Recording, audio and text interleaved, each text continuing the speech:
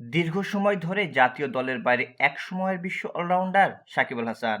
যদিও বা বিশ্বব্যাপী বিভিন্ন ফ্রাঞ্চাইজি লিগে নিয়মিত খেলেই চলছেন বিশ্বসেরা এই অলরাউন্ডার। সাকিব আল হাসানের ক্রিকেট ক্যারিয়ার ও ব্যক্তিগত জীবন সবসময় আলোচনার কেন্দ্রে। সর্বশেষ জাতীয় নির্বাচনের পর মাঠের ক্রিকেটের চেয়ে তার রাজনৈতিক ক্যারিয়ার নিয়েই আলোচনা হচ্ছে বেশি।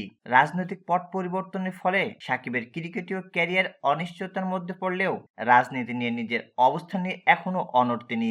২০২৪ সালের জাতীয় নির্বাচনে আওয়ামী লীগ মনোনীত প্রার্থী হিসেবে মাগুরা ১ আসন থেকে লড়েছিলেন সাকিব আল হাসান। ১,৮৫,০০০ ভোট পেয়ে সেই নির্বাচনে সংসদ সদস্য নির্বাচিত হয়েছিলেন তিনি। কিন্তু একই বছরের জুলাই সরকার পতনের আন্দোলন শুরু হয়।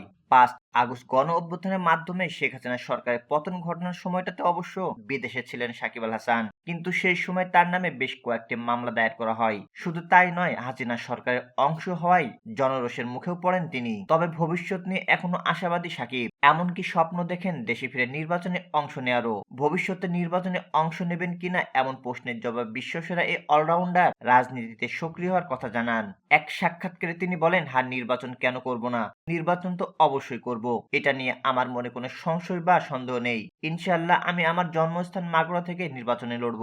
সাকিব এ সময় আরো বলেন, মাগুরার মানুষের সেবা করার জন্য আমি আমার সর্বোচ্চ চেষ্টা করব। ফ্রাঞ্চাইজি লিগে খেলে আলোচনায় থাকা সাকিব আল হাসান যে রাজনৈতিক ময়দানে নিজের অবস্থান ধরে রাখতে এখনো দৃঢ় প্রতিজ্ঞ, তা তার এমন মন্তব্যে স্পষ্ট।